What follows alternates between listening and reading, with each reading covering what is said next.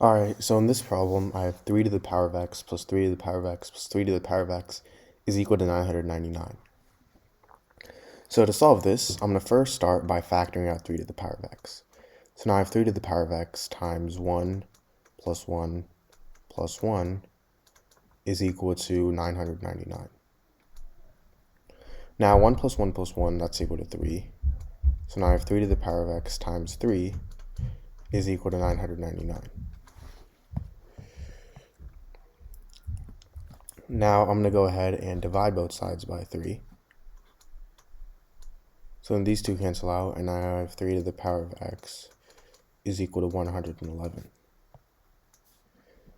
Now if I take the log on both sides, I have log 3 to the power of x is equal to log 111. And if I have something in the form log a to the power of b, I can move this exponent b to the front. So this is equal to b times log a. So for log 3 to the power of x, I can move x to the front. So now I have x times log 3 is equal to log 111. Now if I divide both sides by log 3,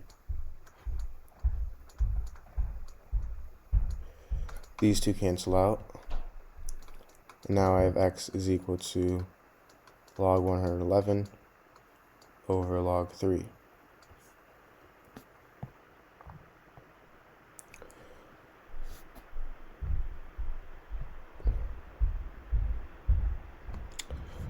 Oops, sorry, I think I made a mistake here. 999 divided by 3 is actually 333, not 111, so this is going to be log 333 over log 3. And now I'm going to rewrite log 333 as log 111 times 3 over log 3. And if I have something in the form log a times b, this is equal to log a plus log b. So log 111 times 3, that's going to equal to log 111 plus log 3 over log 3, which is the same thing as log 111 over log 3 plus log 3 over log 3, which is 1. And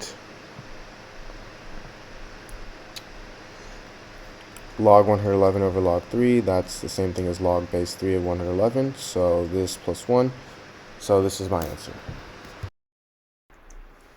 Alright, so in this problem, I have 5 to the power of x plus 25 to the power of x is equal to 20. So to solve this, I'm going to first rewrite 25 here as 5 squared.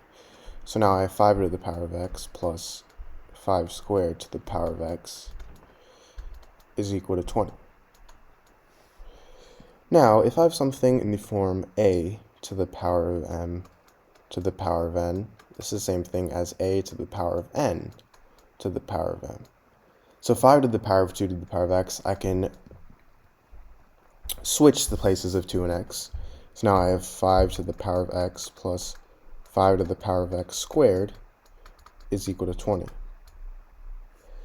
Now I'm going to let 5 to the power of x equal to the variable y. So now if I substitute in y for 5 to the power of x, I get y plus y squared is equal to 20. And I can rewrite this as y squared plus y is equal to 20. So now I'm going to subtract 20 on both sides. These two cancel out, and I have y squared plus y minus 20 is equal to 0. So now all we have to do is simply factor this out. Y is the same thing as 5y minus 4y. So now I'm going to factor by grouping. So first, from here, y squared plus 5y, I'm going to factor out y.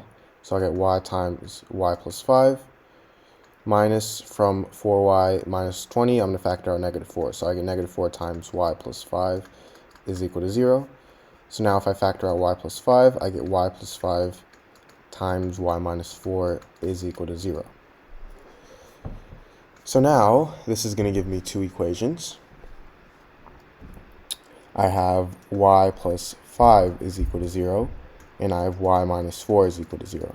So for y plus 5 equals 0, y is equal to negative 5, and for y minus 4 equals equal, y equals 4. Now, remember how we let 5 to the power of x equal to y. So now this is going to give me two equations. I have 5 to the power of x is equal to negative 5, and I have 5 to the power of x is equal to 4. So first off, 5 to the power of x equals negative 5. Well, I can't take the power of a positive number and make it a negative number. So this is wrong. This equation is wrong. So now this leaves me with 5 to the power of x equals 4. So to solve this, I'm going to first take the log on both sides. So I have log 5 to the power of x is equal to log 4. This is the same thing as x times log 5 is equal to log 4. And if I divide both sides by log 5, I get x is equal to log 4 over log 5.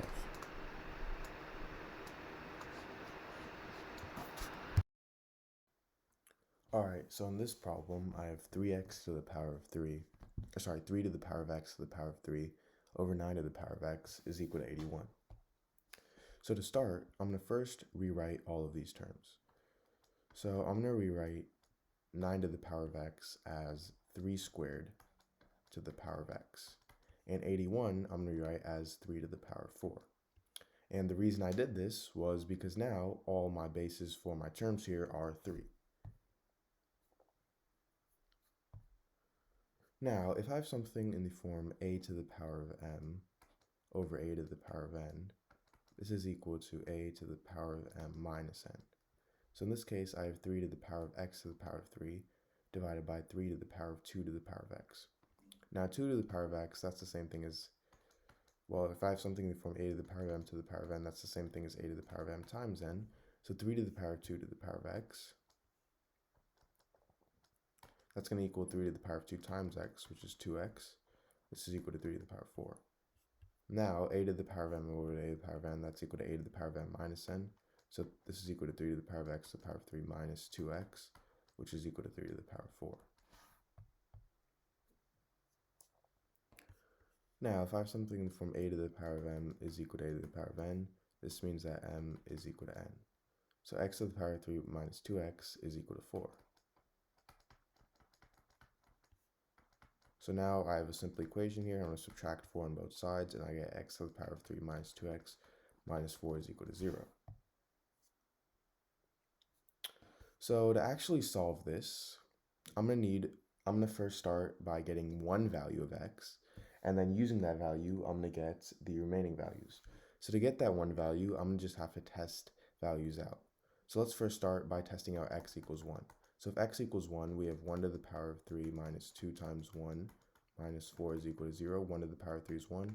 So I have 1 minus 2 minus 4 is equal to 0, which is negative 1 minus 4, which is equal to negative 5. So this is wrong. So the next value I'm going to test out is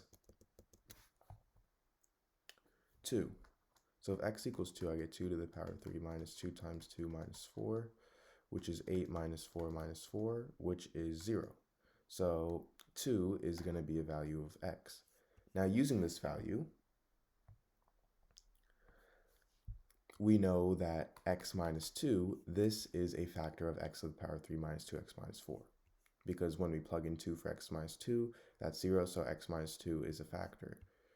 So now, if I divide x to the power of 3 minus 2x minus 4 with x minus 2, I'm actually not going to waste you guys' time by actually dividing these two, but if you do divide these two, you should get x squared plus 2x plus 2. So this is the same thing as x minus 2 times x squared plus 2x plus 2 is equal to this, or also equal to 0. So now this gives me two equations. I have x minus 2 is equal to 0, and x squared plus 2x plus 2 is equal to 0. For x minus 2 equals 0, x is obviously equal to 2. And for x squared plus 2x plus 2 equals 0, you have to use the quadratic formula for this, but if you do, you should get x is equal to negative 2 plus or minus the square root of 4i over 2. So this is two other answers.